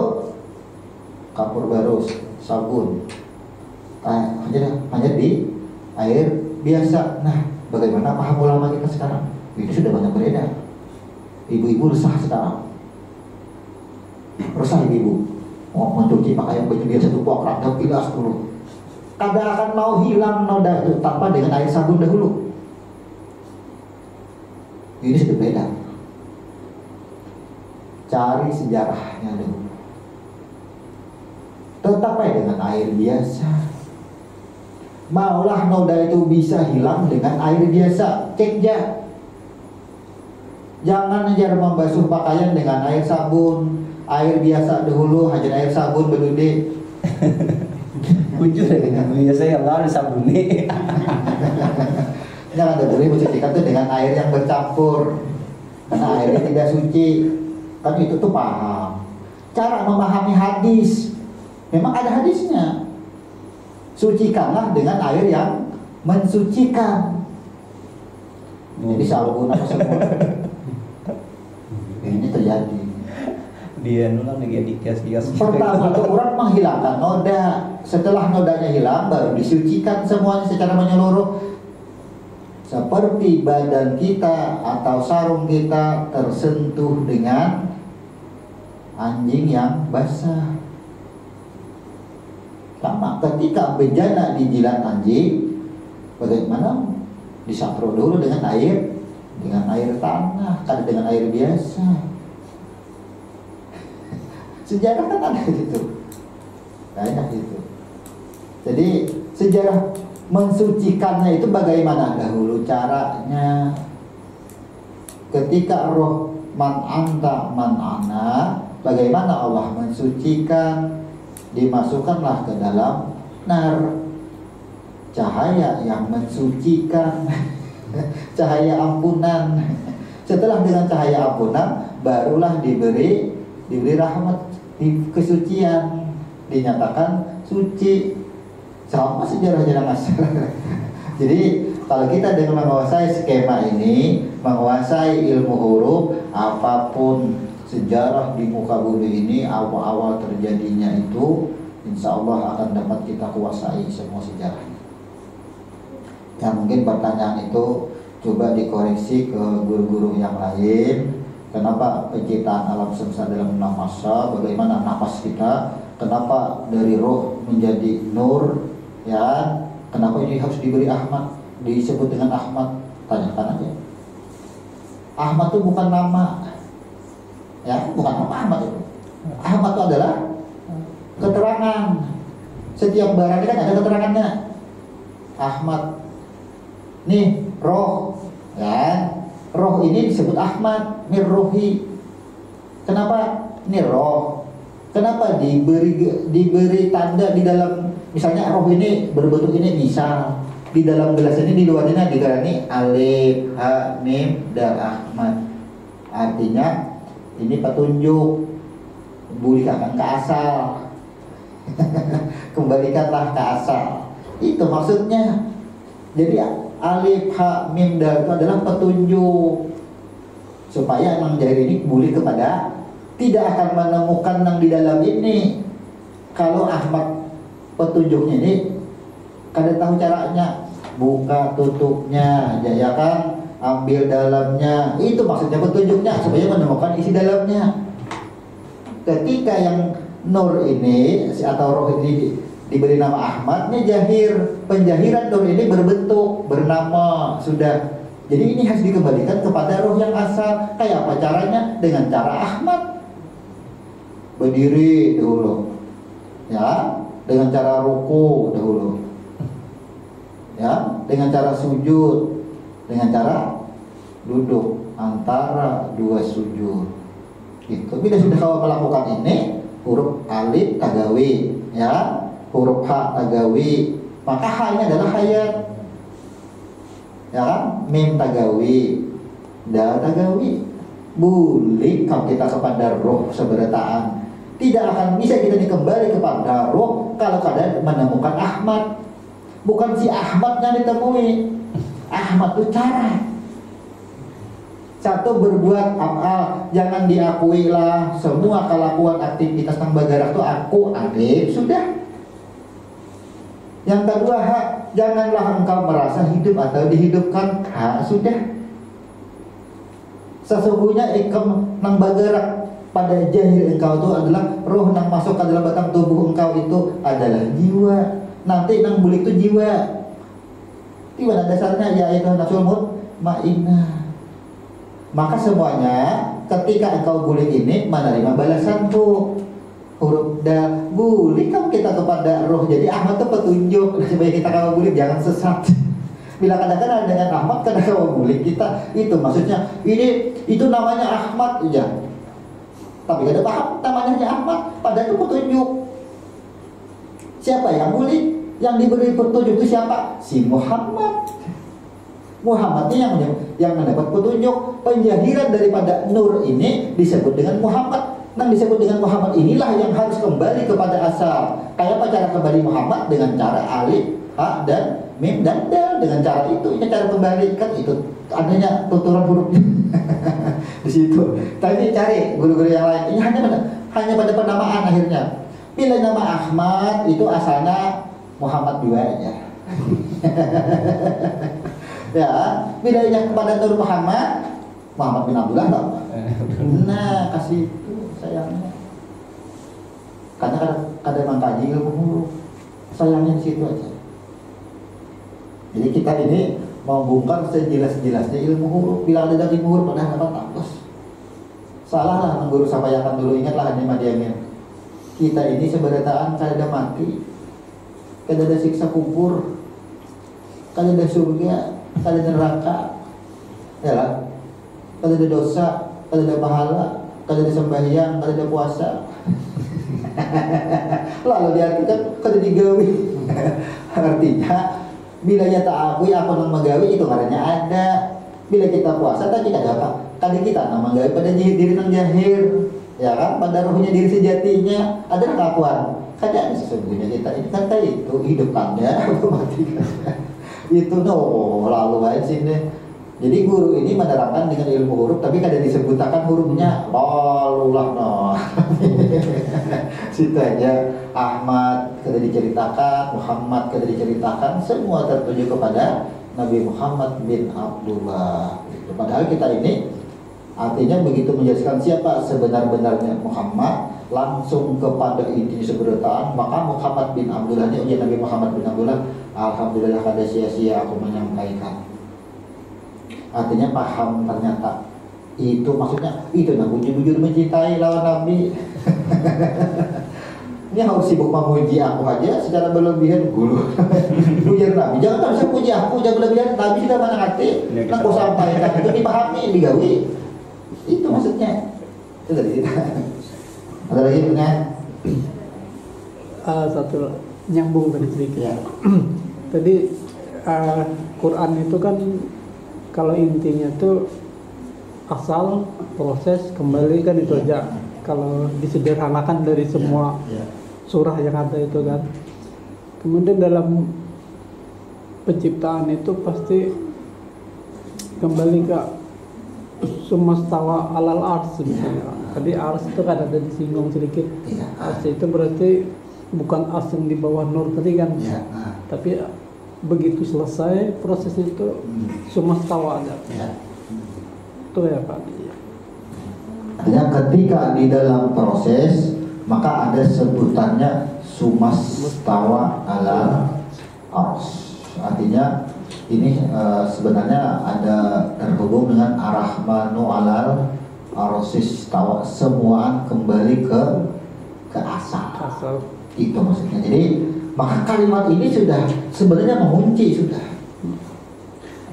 Alam semesta yang di bawah nur bahkan kalam semuanya kembali kepadaku. Itu tak kunci dari semua. Apapun yang di bawah itu berasal dari aku kembali kepada aku. Bahkan kalam dan huruf sekalipun adalah kembali kepada aku. Nah, makanya Al-Quran sudah terkunci semua.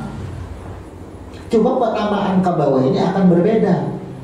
Kita ini tertipu dengan nama. Disinilah bagi kaum yang lain ada yang menyebutkan bahwa Al-Quran itu adalah makhluk. Sebagian yang lain mengatakan, siapa yang mengatakan Al-Quran makhluk itu kafir? Oh, ada.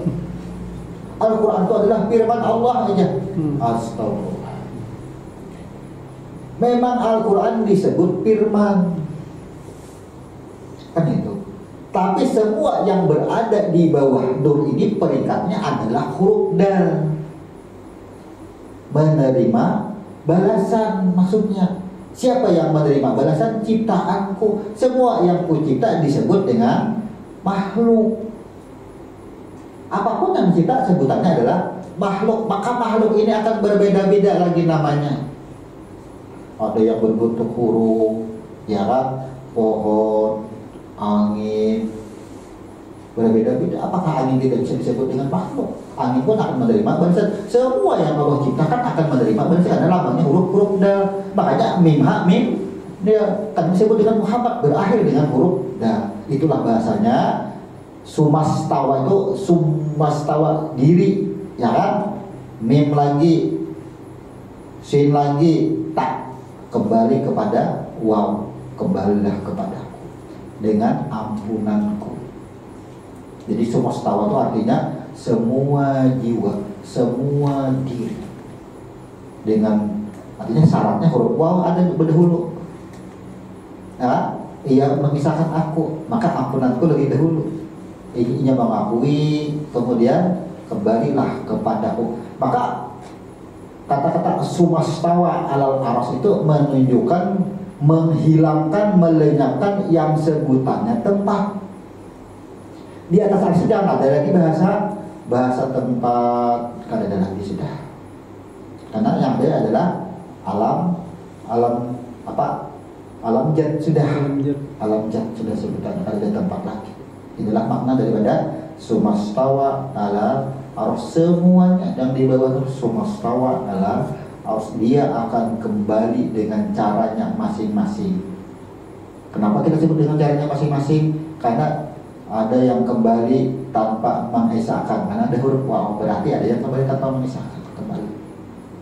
Jadi yang hanya bisa kembali kepadaku ada huruf taknya. Baciri huruf ta, kenapa? Ia sudah membuat pengakuan, disebut dengan istighfar. Makanya nur, kalau ditanyakan pun boleh sebenarnya lah, kenapa bacaan atau huruf nur itu ada wawunya? Kenapa nar itu setelah nun ada alif baru roh? Ini pada dari huruf.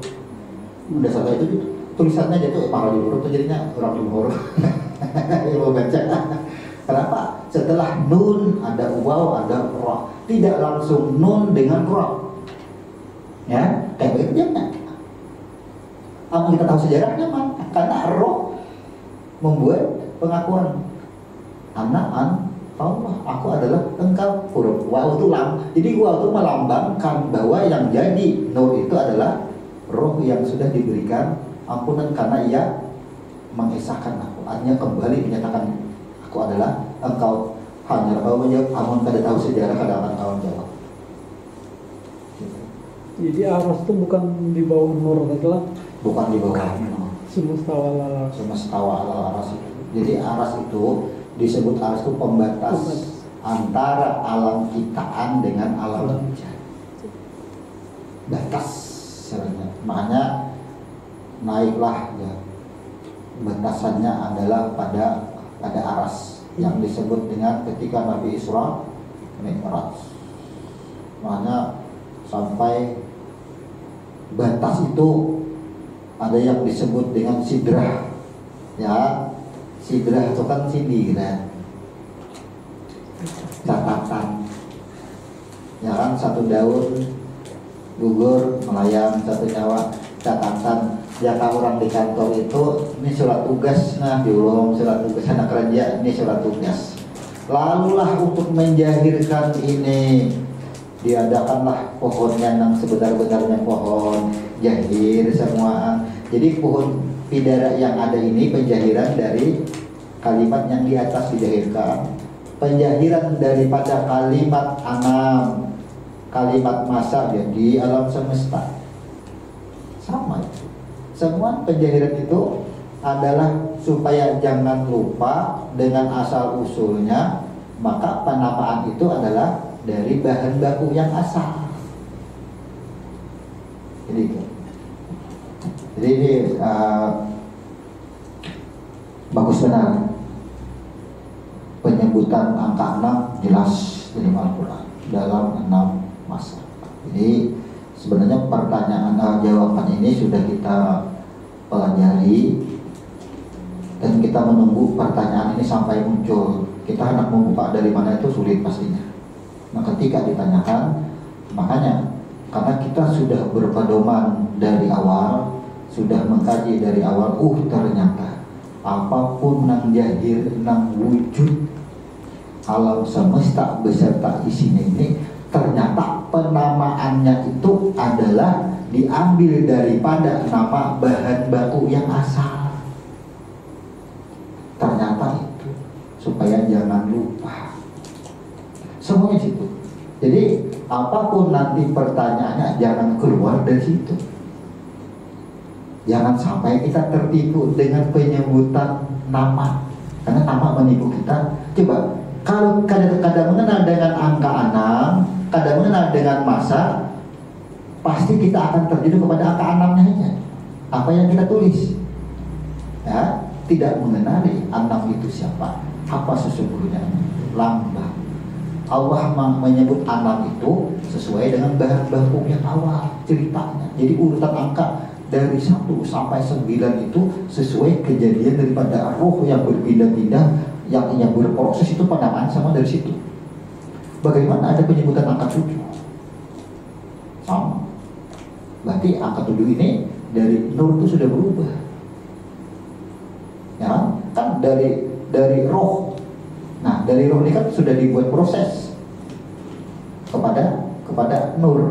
Barulah dalam 6 masa. Jadi supaya alam semesta ini jangan bertahan pada nur, dia harus naik kepada asal usul bibit adanya nur itu. Disebutlah 6. Inilah luar biasa. Makanya sejarah Al-Quran memang kadang bisa dipalsukan. Kenapa? Karena dari bahasa itu pun jawabannya di bahasa itu juga. Harus dimasukkan, namun kita mengarang jawabannya bisa melenceng lain. Makanya dari pertanyaan jawabannya di situ. Contoh, ketika ditanyakan anak-anak, masa jawabannya cuma di situ. Putar-putar saja jawabannya, tetap asal. Itu jawabannya. Jadi kita ini coba kita diisi anak pun, ya dalam pemberian suatu nama pun pasti mengingatkan kepada asal. Pengingat pada bawahnya. Ini hebatnya. Jadi sebenarnya ringkas rumus guru itu adalah pahami pedoman ini, pegang bahwa sesuatu yang jahir di muka bumi ini adalah penamaan daripada bagaimana ia berproses, dari mana ia berproses. Itu kadang-kadang jawaban itu semua ada di situ. Quran sudah terkunci 19 terakhir. Jadi jawabannya dari angka 1 sampai angka 9 cari di situ aja, kada keluar dari situ. Kalau digabung 1 dengan 7, 1 dengan 6 ada bisa. Tapi ini urut-urutan. Ketika menanyakan 9, cari di angka 2. Ya, ketika berjalan dari angka 2 pasti akan bertemu kepada angka 9. Kalau tadi di angka 1 berjalan lagi bertemu dengan angka 9, jawabannya di situ. Jangan mencari angka 9, mencari di 0 ke atas. Pasti 10, 11, 12 ada yang bertemu angka 9. Kata anak bisa bertemu lah. Di mana angka 9? Berjalanlah dari angka 1, berjalanlah dari angka 2, berjalanlah dari angka 3. Bertemu tuh dengan angka 9. Tapi bila ditanyakan di mana angka 9, berjalan dari angka 10. Ya, terus berjalan ke atas, tidak akan ditemukan lagi angka 9. Sama, karena terkunci. Makanya Al-Quran itu semua adanya 19 terkunci 1 sampai 9 aja. Itu rahasia Al-Quran. Ada lagi? Kalau sudah tidak ada, kita tutup. Subhanallahumma wa bihamdika asyhadu an la ilaha illa anta astaghfiruka wa atubu ilaik. Assalamualaikum warahmatullahi wabarakatuh.